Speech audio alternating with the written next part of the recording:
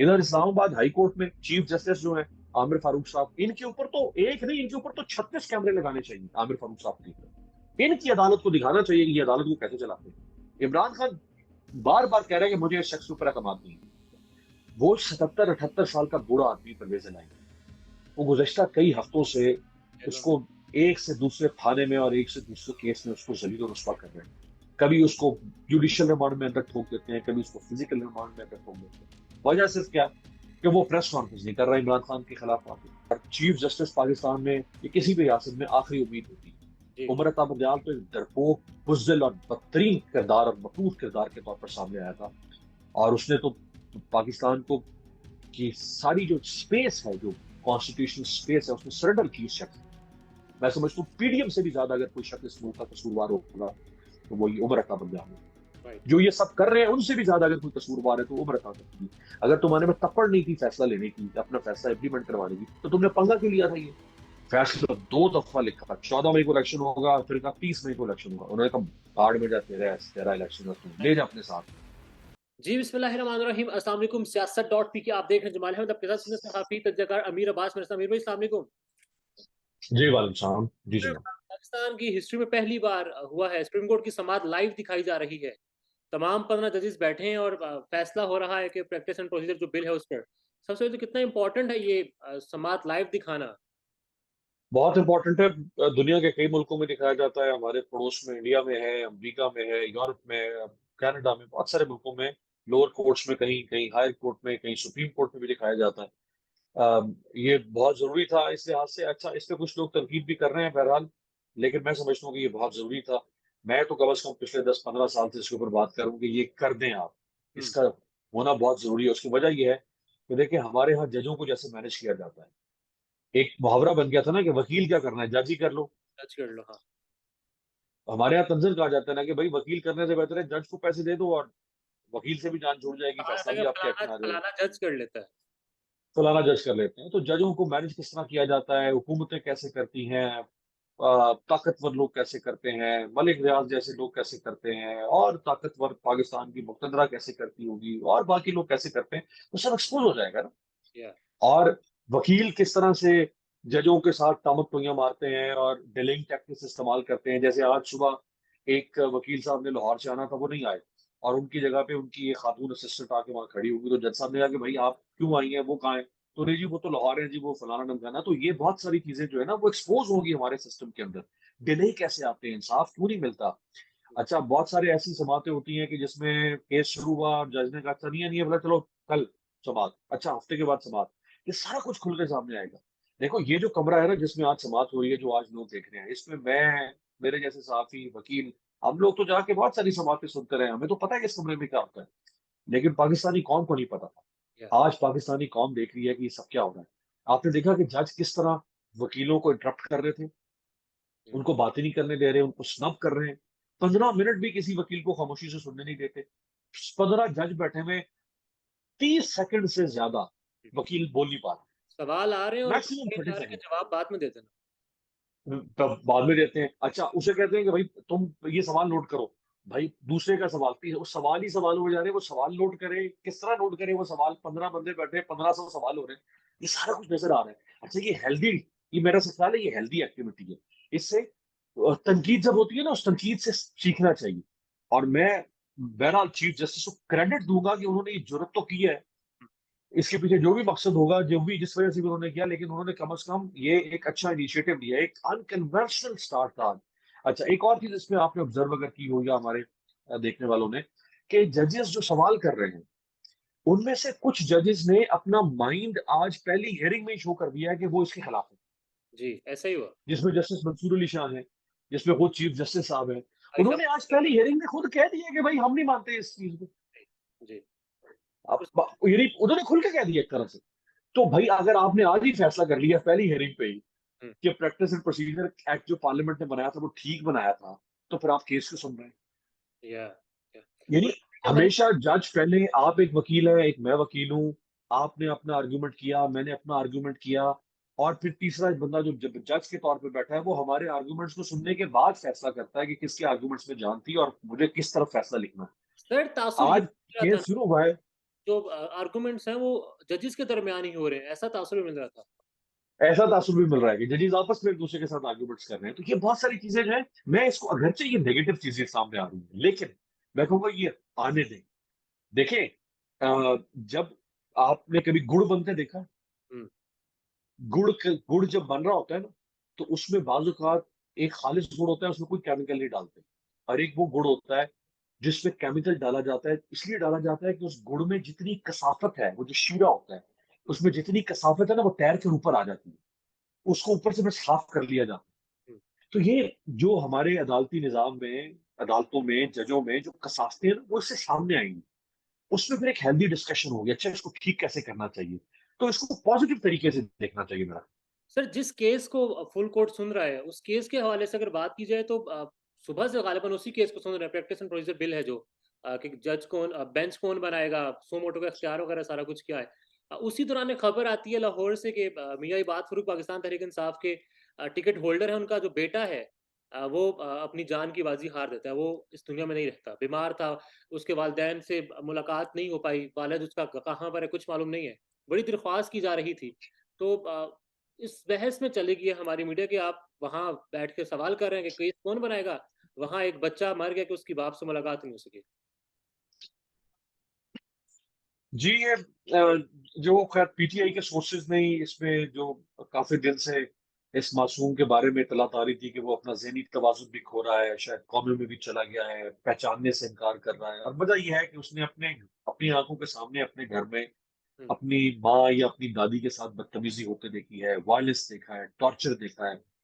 और वो उस सदमे से बच्चा ज़हनी तवाज़ुन खो बैठा, या वो जिस भी बीमारी में मुब्तला हुआ, और वो अपने बाप का इंतजार करता रहा, लेकिन उसको बाप से नहीं मिलने दिया गया। एक लाहौर से खबर आपने ये दी है, एक लाहौर से और खबर आई है जो लाहौर हाई कोर्ट से आई है, जस्टिस वकास रऊफ साहब ने परवेज इलाही के केस में इस्लामाबाद के आईजी को और चीफ कमिश्नर को के ऊपर फर्द जुर्म लगाने का फैसला कर दिया अदालत ने। और 2 अक्टूबर को अब इन पर फर्द जुर्म लगेगी। आप देखें कि अदालत ने इनको बारहा बुलाया, लेकिन ये अदालत में पेश नहीं हो रहे। जी, हत्ता कि अदालत ने इस्लामाबाद के सेशन जज से कहा कि आप जाके तामील करवाया इनको पेश करें, वो पेश नहीं हुए। अदालत ने नाकाबिल जमानत वारंट जारी किए, आईजी साहब पेश नहीं हुए। अदालत ने मिन्नत कर ली, तरले कर लिए, हर तरह से सख्ती से, नरमी से जज साहब को, वकील साहब को, आई साहब को बुलाने की कोशिश की, लेकिन वो पेश नहीं हुए। आज फिर अदालत ने उनके नाकाबिल जमानत वारंट भी जारी किए हैं, और अदालत ने 2 अक्टूबर को इनके ऊपर फर्द जुर्म लगाने का फैसला भी किया। इसके अलावा डीआईजी इन्वेस्टिगेशन और डीआईजी ऑपरेशंस लाहौर, जिनके हाथों से परवेज इलाही को यहाँ से गिरफ्तार करके लेकर चले गए, और अदालत ने कहा था पुलिस को, लाहौर पुलिस से कहा था कि आप इनको बाहिफाजत अपनी निगरानी में इनको इनके घर छोड़कर आए। रास्ते में ही उनको उचक लिया। तो यार, कौन कौन सी खबर किस किस शहर से जुल्म की।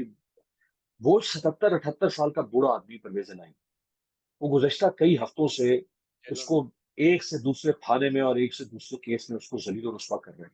कभी उसको जुडिशियल रिमांड में अंदर ठोक देते हैं, कभी उसको फिजिकल रिमांड में अंदर ठोक देते हैं। वजह सिर्फ क्या, कि वो प्रेस कॉन्फ्रेंस नहीं कर रहा इमरान खान के खिलाफ वहां पे। आज प्रेस कॉन्फ्रेंस कर दे, वही तारा बन जाएगा इस मुल्क के निजाम का। तो ये इस मासूम बच्चे से लेकर, यानी ये आप देख लेना, एक रेंज है इस मासूम बच्चे से लेकर 77-78 साल के बूढ़े तक के साथ जो कुछ हो रहा है इस मुल्क में। तो किस किस के ऊपर यार हम बात करें। और अभी ये चीफ जस्टिस, मैं तो कहूंगा कि चीफ जस्टिस, ये जो लाइव ब्रॉडकास्ट है, इसको वो पाकिस्तान की सारी अदालतों में लेकर जाए। या आज हम देखते हैं, आज इस्लामाबाद हाई कोर्ट में क्या हुआ जी, इमरान खान के केस में, जो उनको अपने बेटों से बात करवाने के लिए दरख्वास्त हुई थी इस्लामाबाद, ये इसमें खुसूसी अदालत में अबुल अस्नाद जुल्करनैन, जो दूसरे हुमायूं दिलावर साबित हो रहे हैं। और जज ने खुद कहा था कि इमरान खान की अपने बेटों से बात करवाई है, नहीं करवाई। लेकिन सुपरिटेंडेंट जेल ने कहा कि मैं नहीं बात करवाता, ये प्रिजन रूल्स में नहीं है। आज दुहाइयां देता रहा इमरान खान का वकील, कि भाई ये प्रिजन रूल्स अप्लाई होते हैं मुजरिम के ऊपर। जी, इमरान खान तो मुलजिम है, वो भी मुजरिम तो नहीं है, अभी तो उसको सजा नहीं हुई है, हुँ, अभी तो रिमांड के ऊपर है। और ये सहूलत हासिल है अटक जेल के कैदियों को कि उनकी बात करवाई जाती है टेलीफोन पे, उनके घर वालों के साथ या अहले खाना के साथ। और सुलेमान और कासिम उसके सगे बेटे, 1.5 महीने से, 5 अगस्त से लेके आज 18 सितंबर, 1.5 महीने से वो गिरफ्तार है, और उसको बात नहीं करवाने दी। और ये मामला जज साहब ने उठा के फिर आगे फेंक दिया 28 सितंबर को। जी, उन्होंने आज भी 18 है, 28 सितंबर को उठा के फेंक दिया। और वकील दुहाई देता रहा कि भाई तुम्हारा अपना दिया हुआ फैसला है यार, और तुमने रिमार्क्स लेने हैं सुप्रिंटेंडेंट जेल से, वो 3 दिन में तुम उससे रिमार्क्स ले सकते हो। अच्छा तुमने 2-3 दिन बाद की तारीख दी नहीं, तो वकील ने कहा भाई 26 तारीख रख दो। जज ने कहा नहीं 28 तारीख रखूंगा। इधर इस्लामाबाद हाई कोर्ट में चीफ जस्टिस जो है आमिर फारूक साहब, इनके ऊपर तो एक नहीं, इनके ऊपर तो 36 कैमरे लगाने चाहिए आमिर फारूक साहब के ऊपर। इनकी अदालत को दिखाना चाहिए कि ये अदालत को कैसे चलाते हैं। इमरान खान बार बार कह रहे हैं कि मुझे इस शख्स के ऊपर एतमाद नहीं है, मेरा केस इसके सामने ना लगाया जाए। अगर पीडीएम हुकूमत का केस उमर अता बंदियाल एजाजुल हसन सुनते थे तो इस मुल्क में दुहाई मच जाती थी। सारे मुनाफिक साफी दानिश्वर टोला वकील सारे ये पाकिस्तान बार काउंसिल ये इनकी बातों शुरू कर देते थे कि ये क्यों केस सुन रहे हैं, इनके ऊपर एतमाद नहीं पीडीएम को। हद जी, तक ये पीडीएम उठकर आ गई सुप्रीम कोर्ट के बाहर, वहां इन्होंने एहतजाज करना शुरू कर दिया और धरने का ऐलान कर दिया कि ये क्यों हमारा केस सुन रहे हैं। तो अगर इमरान खान लिख के उसने बाकायदा तौर पर रिटर्न वो ऑब्जेक्शन किया है कि भाई मेरा केस ये बंदा ना सुनो, मुझे इस पर एतमाद नहीं है, लेकिन वो ऐसा माशाल्लाह नर जज है, वो कहता है सुनूंगा तो मैं ही सुनूंगा तुम्हारी ऐसी की तैसी, और जितनी इमरान खान की दरख्वास्तें आती हैं वो अपने पास लगा लेते हैं। ज़मानत की तो भी चीफ ज़रूरत जस्टिस साहब जरा उधर भी कैमरा लगाएं एक दफा, पता चले कि वो माशाल्लाह अपनी अदालत में क्या कर रहे हैं। तो यार एक अजीब ही है, क्या आप दिमाग खराब करते हैं मेरा बिल्ला वजह से। है। होप्स हो कि कहा यह जा रहा था काजी साहब आएंगे तो फिर मामलात बेहतर होंगे। अब काजी साहब आ चुके हैं और सियासत भी बदलती नजर आ रही है। बिलावल भुट्टो साहब ने आज प्रेस कॉन्फ्रेंस की है, कहा है कि मैं जरदारी साहब से ये कहूंगा कि वो मेरा हाथ मत बांधे, मुझे सियासत करने दें। उनके जिम्मे सिर्फ लगाया है कि जो लेवल प्लेइंग फील्ड पर एतराजात हैं वो जरदारी साहब दूर करवाएंगे। तो इसका मतलब क्या समझ आ रही है कि वहां वो बात करेंगे, मैं नीचे खेलूंगा आवाम में। यार मैं आपको बड़ी क्रूड सी और एक अजीब सी एग्जाम्पल दे रहा हूँ। मेरा मकसद ये नहीं है कि ऐसा हो इस मुल्क में, हम्म, लेकिन ये जो बाप और बेटों में इख्तलाफात होते हैं ना, अगर ये उसूली इख्तलाफात हो जी, तो ये उम्मान में इख्तलाफ हुआ था।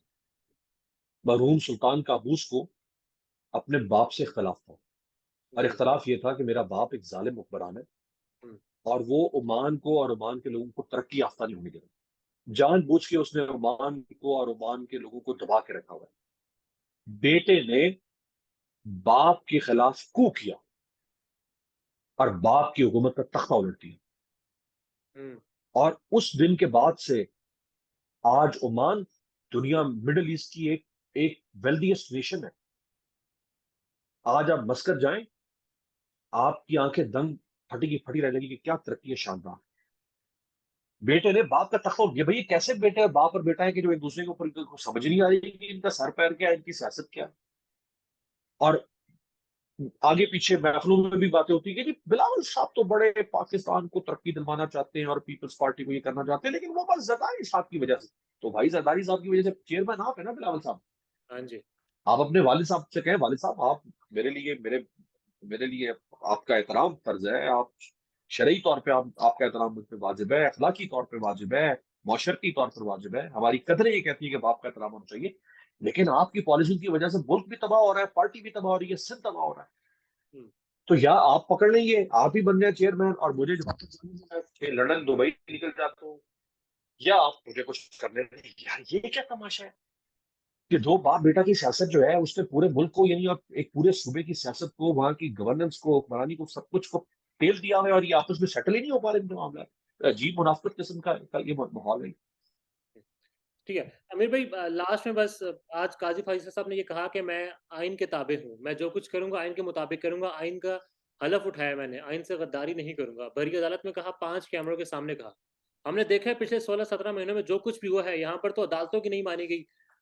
पुलिस वाले अदालतों की नहीं मानते, एक रिहा होता है फिर गिरफ्तार होते हैं, फस्तायत जो कुछ आपने देखी। उम्मीद है कि आइन की बहाली हो सकेगी। ज़ाहिर है सहाफ़ी, हमने सुना है कि आइन तो मुअत्तल है। मैं मैं इनके बारे में खुशगुमानी रख सकता हूँ अगर आप कहते हैं। मैंने इनकी तारीफ भी की है, हुँ, मैंने उनको वेलकम भी किया है, मैंने उनके हक में ट्वीट्स भी किए हैं। और क्योंकि मैं एक ऑब्जेक्टिव आदमी हूँ, जी, मैंने इनके ऊपर क्रिटिसिज्म किया है, कई मौकों पर किया है, और उसकी कुछ वजूहात थी। हुँ, अ, इनके मिजाज, इनके रवैये, इनकी सोच बहुत सारी जगहों पे मुझे गड़बड़ लगती थी, तो मैं उसको क्रिटिसाइज करता था, लेकिन मेरी कोई इनसे जाती दुश्मनी तो नहीं है। जब जी, भी आए तो मैंने इनको वेलकम किया। आज इनके इस फैसले को सबसे पहले मैंने आके मीडिया पर अप्रिशिएट किया कल रात ही, जब ये इन्होंने ये लाइव का फैसला किया। और अभी ये कल रात तक की खबर अभी कंफर्म नहीं हो पा रही थी, लेकिन मैंने अपने सोर्सेज से चेक किया तो मुझे कंफर्म था कि ये आज होगा। और आज सुबह जाके ये कंफर्म हुआ जब पीटीवी का सेटअप वहां पर पहुंचा, तो मैंने रात को ही कहा कि बहुत जबरदस्त, थम्स अप, आप बहुत अच्छा काम कर रहे हैं। मैंने उन्हें गार्ड ऑफ ऑनर नहीं लिया, सिक्योरिटी जो है वो शायद नहीं ली, अपनी गाड़ी पर खुद आए हैं। तो ये अच्छी चीजें हैं, ठीक है, इनको हम अप्रिशिएट करते हैं। लेकिन असल इम्तिहान आपका वो है जिसका आपने इशारा किया है, लोगों की political rights, ji, civil liberties, freedom of speech, freedom of protest, freedom of assemble, constitutional rights, fundamental rights, democratic rights, ये सारे के सारे तो 17 महीनों में इनको तो बिल्कुल काट फेंक के जो है वो उसको दफन कर दिया गया है। और चीफ जस्टिस पाकिस्तान में या किसी भी रियासत में आखिरी उम्मीद होती है। जी, उमर अता बंदयाल तो एक डरपोक, बुज़दिल और बदतरीन किरदार और मकरूर किरदार के तौर पर सामने आया था। और उसने तो पाकिस्तान को की सारी जो स्पेस है, जो कॉन्स्टिट्यूशनल स्पेस है, उसने सरेंडर की इस शख्स ने। मैं समझता हूँ पीडीएम से भी ज्यादा अगर कोई शख्स इस मुल्क का कसूरवार होगा तो वो ये उमर अता बंदयाल है। राइट, जो ये सब कर रहे हैं उनसे भी ज्यादा अगर कोई कसूरवार है तो उमर अता बंदयाल है, क्योंकि वो एक ऐसी कुर्सी पर बैठा था जिसका तकाजा है। मैं आज जिस कुर्सी पर बैठा हूँ, आप मुझसे एक राय ले रहे हैं, और मेरा पर्सपेक्टिव यह है कि मैं एक सहाफी हूँ पाकिस्तान में। हुँ, मेरा काम है कि मैं आपसे सच बात करूं। अगर मैं नहीं आपके सामने सच बोल सकता तो मैं आपसे कह दूं यार जमाल साहब अभी टाइम नहीं है, 6 महीने बाद बात करेंगे। जी, लेकिन अगर मैं आपको टाइम दे रहा हूँ और आपसे बात कर रहा हूँ, तो मुझे आपके सामने मुनाफिकत नहीं करनी, मुझे आपके सामने सही बात रखनी है।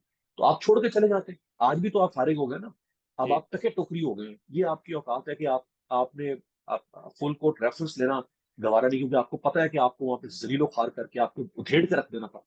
पाकिस्तान बार काउंसिल ने लिखा कि भाड़ में जाए इसका, हम ईशाइया तक में नहीं आएंगे। ये तो आपकी औकात है 2 टके की। आज आप निकल के लोगों में बाहर निकले, आपको पता चलेगा। क्योंकि जानते हैं सब कि ये जो कुर्सी है इसने बिलाखिर 65 साल की उम्र में चीफ जस्टिस से छिन जाना है। ऐसे तो ही, जितना भी बड़ा तुरम खान होगा उसने 65 साल की उम्र में घर चले जाना है। ये भाई साहब भी 13 महीनों के बाद घर चले जाएंगे। इनके बाद एजाजुल हसन साहब आएंगे, वो भी घर चले जाएंगे। फिर मंसूर अली शाह साहब आएंगे, वो भी घर। ये सबने घर जाना है ना। तो इसलिए जो आप, और जो कल इन्होंने हल्फ उठाया परसों, ये कल उस हल्फ के अल्फाज क्या थे, अब वो हल्फ इनको बार बार दिखाया जाए ना हुँ, कि आपने इस हल्फ के तहत आपने आके और आपने इतना हल्फ का एहतमाम किया, अपनी अलिया को भी साथ लाके खड़ा किया, इतना आप हल्फ का एहतमाम कर रहे थे ना, तो अब ये आपको उस हल्फ की पासदारी भी तो करनी है। जी, अगर आप पासदारी नहीं करेंगे, और उस पासदारी का तो आज ही आपके लाहौर हाई कोर्ट से लेके इस्लामाबाद कोर्ट्स तक आज मैंने आपके सामने रख दी चीजें। सही, बहरहाल अभी तो वो इस केस में लगे हैं। अब आप देखते हैं अगले एक हफ्ते में इनकी लाइन एंड लेंथ हमें समझ में आ जाएगी कि ये भी उमर अता बंदयाल साहब की तरह साबित होते हैं इस मुल्क के लिए, या ये वाकई एक आजाद मनश जज के तौर पर सामने आते हैं। आपने बंदयाल साहब की बात अभी की तो बस आखिर में ये बता दें इमरान खान साहब के जो मुखालिफिन हैं, जो पीटीआई के मुखालिफिन हैं, वो ये कहते हैं कि बंदयाल साहब पीटीआई को बड़ा फ़ेवर करते थे। मैं देख वो रहा था भाई क्या फेवर किया उसने क्या पीटीआई को। फ़ेवर अब किया। वो एक वो तो बल्कि बिला वजह से वो मुन्नी बदनाम हुई, क्या वो गाना बना हुआ था, मुन्नी बदनाम हुई जानम तेरे लिए, ये जो भी है, वो बिला वजह ये तो बदनाम हो गया पीटीए वाले, ये उमरत बंगाल की वजह से। फेवर इसने क्या दी, एक ही फेवर इसने दी, यार इमरान खान की हुकूमत का तख्ता उलटने वाला ये शख्स, वो स्पीकर की रूलिंग में इसी शख्स ने तख्ता उल्टा, इसीलिए उसको अनकॉन्स्टिट्यूशनल डिक्लेयर किया। और उसके बाद इमरान खान की हुकूमत चली गई वोट ऑफ नो कॉन्फिडेंस के ऊपर। पहला फेवर इसने ये दिया इमरान खान को।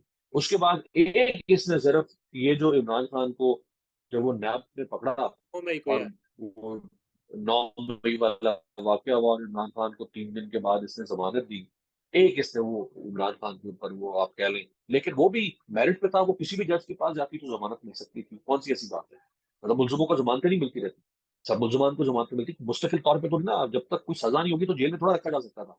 अच्छा वो एक जमानत मिली 3 महीने के बाद, फिर पकड़ा गया इमरान खान।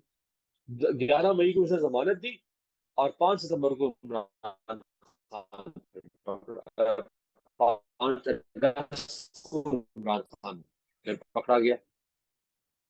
इमरान खान को इस्लामाबाद हाई कोर्ट ने सजा उसकी सस्पेंड कर दी।